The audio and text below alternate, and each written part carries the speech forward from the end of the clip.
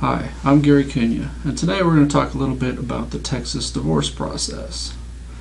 Divorce is started by filing a petition with the court. That starts the clock ticking, and there's actually a 60-day wait from the time the petition's filed until the time the divorce can be granted. Now, that does not mean that you're divorced in 60 days. That's just the absolute earliest it can happen. When your case is filed, the district clerk will assign it to a district judge. In our county, we have 3 judges, and they handle the cases on a rotation basis.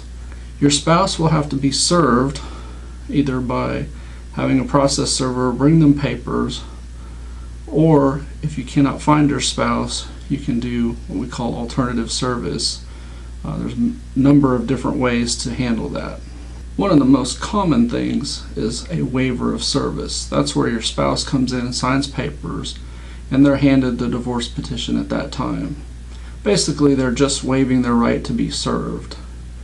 I do encourage reading a waiver of service, however, because not all lawyers handle their waiver of service the same way.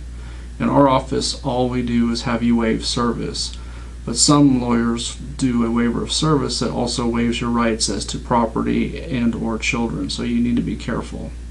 If your case is agreed, you can save quite a bit of money, time, and stress. The process starts by having the lawyer prepare the agreed divorce decree. You and your spouse do need to agree on all of the terms, otherwise it's not an agreed divorce. So take the time to think about the property division, and if you have children, custody, visitation, child support, and other things like that. Your lawyer should be able to help you come up with some of the issues that you may not have thought of. Once the decree is prepared and both of you have read it, reviewed it, signed it, and agreed to it, some counties, such as ours, requires a parenting class before you can finalize your divorce if you have children that are involved. So for an agreed divorce, we take the agreed decree, the proof of the parenting class if that was required, and once the 60 days have passed, we take the decree to the judge who will sign it, and you are divorced. If that's not possible for whatever reason, the only way to get divorced is a contested divorce. Unfortunately, with a contested divorce, the time, money, and stress involved is much higher. Some couples are able to avoid a temporary orders hearing, but many require a temporary orders hearing. These are set on a priority basis and allow the judge to order temporarily who gets possession of what property, and if y'all have children, the terms and conditions of temporary custody, support, and visitation.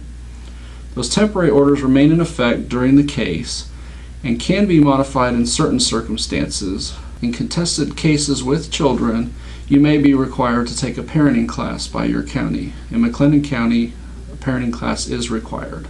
At any time during a contested case, you can agree with your spouse to terms and jump over to the agreed path and finalize your case by agreement. You also have a right to what we call alternative dispute resolution. The most common form for divorces is what we call mediation. This is a formal settlement process where you and your attorney and your spouse's attorney go into separate rooms.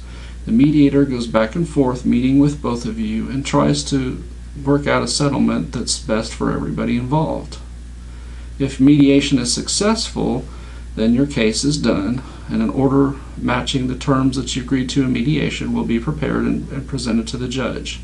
Another form of alternative dispute resolution is arbitration, and this is basically like a trial, only instead of having a judge decide the case, you have an arbitrator decide the case.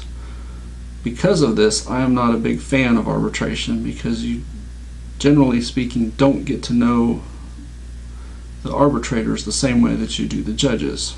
During either a contested or an agreed case, but it's usually most frequently found in the contested cases, you have a right to discovery. That means either party can serve discovery requests that have to be answered by the other side. These can be simple requests such as requests for pay stubs, bank statements, tax returns, and other financial information such as that. Or they can be very detailed, including interrogatories and requests for other information, all the way up to a sworn deposition in front of a court reporter. The last stop at a contested divorce is the final hearing. Unlike temporary orders, which are often set on a priority basis but have limits to the amount of witnesses and evidence that can be presented, the trial has none of these limits. Typically, they are done before a judge. However, in certain cases, you do have a right to a jury.